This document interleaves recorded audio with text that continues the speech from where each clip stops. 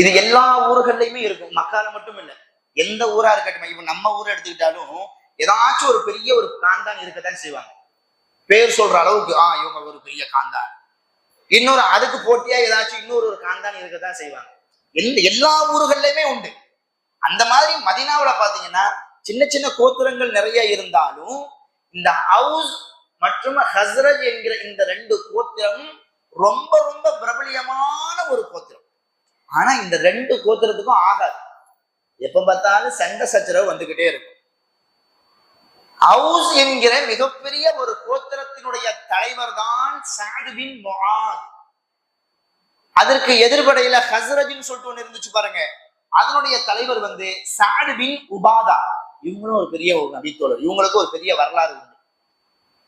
அப்போ சஅத் பின் முஆத், சஅத் பின் உபாதா என்கிற இந்த ரெண்டு தலைவர்களும்